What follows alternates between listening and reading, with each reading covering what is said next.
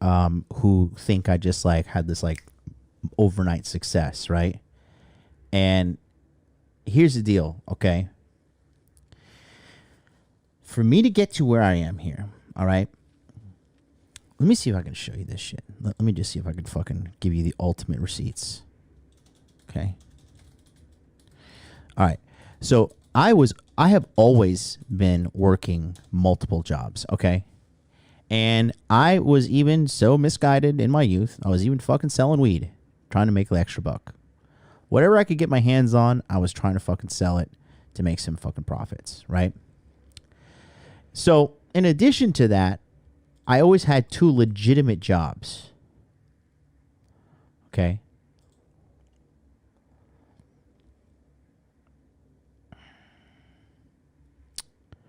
Oh, are you kidding me? Is this really? Oh, no.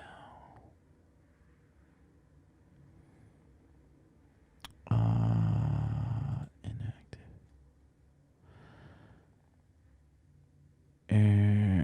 Let me see.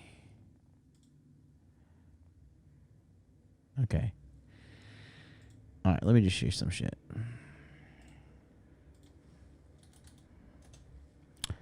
So this is what I would do, okay? What the fuck does this keep rerouting me?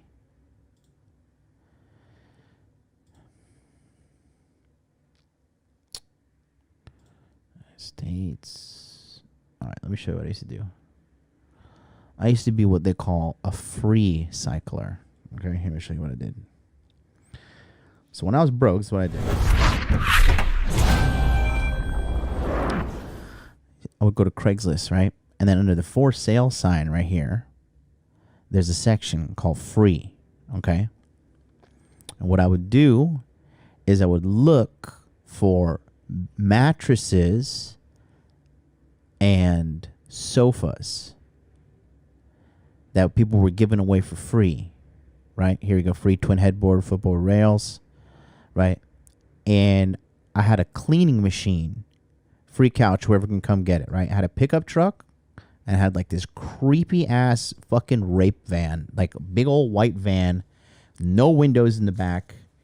And I negotiated with this fucking Puerto Rican dude who was also named Jonathan. I was like, I will give you 10% of all sales if you let me drive this fucking rape van around and pick up couches in Orlando and sell them. So what I would do is I'll pick these up and I would clean them with like a deep clean steaming machine, and I would store them in a storage unit.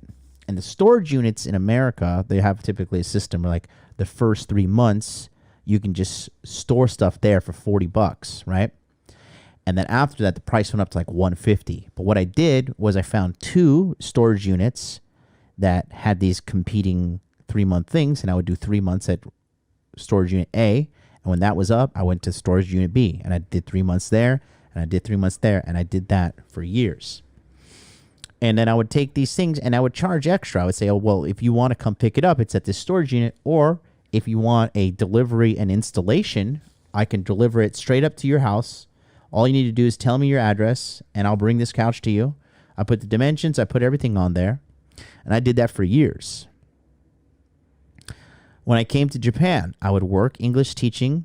I would teach at a public school, either a elementary school or a middle school. In the, oh, look at this. This is big money right here. Free king size mattress. This you get like $150, $200 for that. Okay. But then when I was teaching English in Japan, I did multiple things, right? So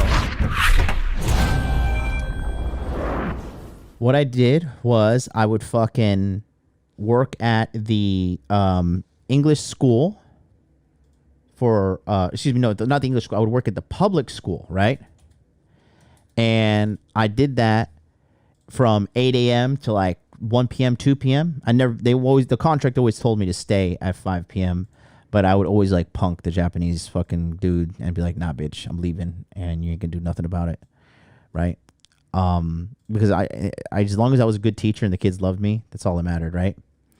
And so I would leave that, I would go home, I would change, and then I would fucking go and I would fucking teach at the cram school, right?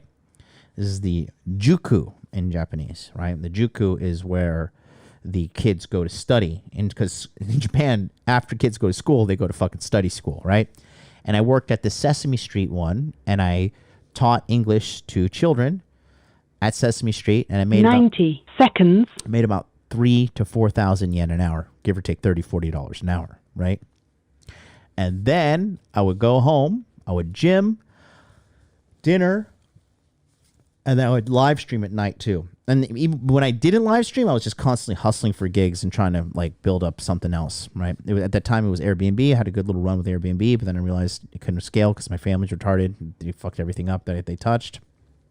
And so I was like, okay. 60 seconds. Well, they're fucking it all up, and I can't be dealing with this shit. So I made the switch to full-time YouTube, okay? So, it was a hard rollout, and here I this is part of a presentation I give in the Masculine Empowerment Network. Let me show you something. This is how hard I was working for fucking years. All right, you see that? So 6 to 7 a.m. you're sleeping, right? 7 to 8 a.m. you're prepping Monday to Friday, and then 8 a.m. to about 1 p.m. I was doing work 1, right? And then I would commute home 1 to 2. On Monday, Tuesday, Wednesday, I went straight to work 2. So the commute was straight there. Thursday, went to home, gym. 10 seconds. Rest. And sex. This is when I was fucking, had my hose and I had to like schedule bitches coming over and shit. Friday, work 1, commute, work 2, commute, dinner, sex, show prep. And this is when I was streaming, right? Streaming as well here. Saturday, I slept in because I knew I needed to rest and take care of myself.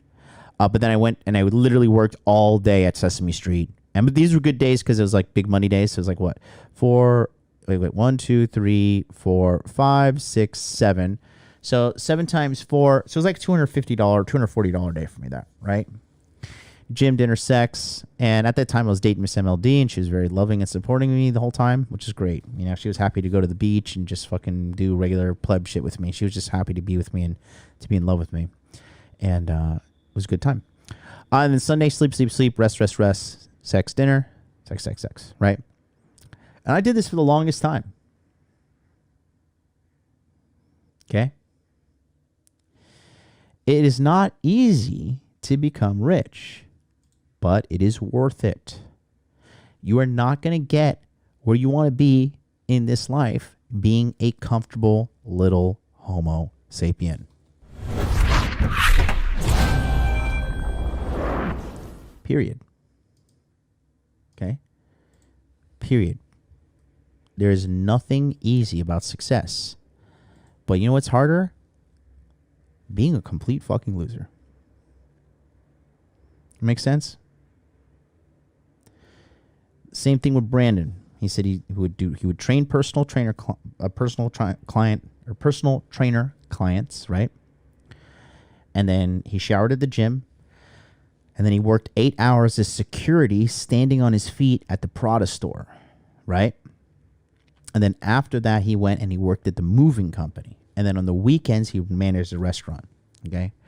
Dude, I worked for Japanese English schools, Japanese public schools, business clients. I had clients that are like, if you guys are familiar with Japanese pharmaceutical company, Nipro, Nipro. I taught Nipro. I taught Hitachi Transport Systems. I taught the Crown Plaza, right? I taught Honda. Honda was a sweet gig. It was 8,000 yen an hour, about $80 an hour. Pretty fucking sweet. I went and did children's English fucking concerts when we have like these big stuffed animals on the screen, on the stage, jumping around and doing, his name is Shimajiro, which is like this English speaking tiger in Japan. And so, I was like, they have like the auditorium. So like their seats are here, right? Like in a row, like a bunch of pews in church. And then on the side, they had like little English ambassadors, which was me. And then they had like the main characters dancing on stage. And we had to like dance and be like supportive and like give the kids high fives. Like, oh my God, what's your name? Oh, what's this letter A? Oh my God, you're so cool. You're so smart, right? And we had to do all that shit, man. And I remember I had to be like a dancing clown at one point, 2015, and I was just like, man, I'm so fucking better than this shit. You know? You know, it's hard making it come up in this life, guys. It's fucking hard, man. Life is hard, right? But what is the alternative? Sitting there and eating the shit sandwich life serves you? That's not what I want to do.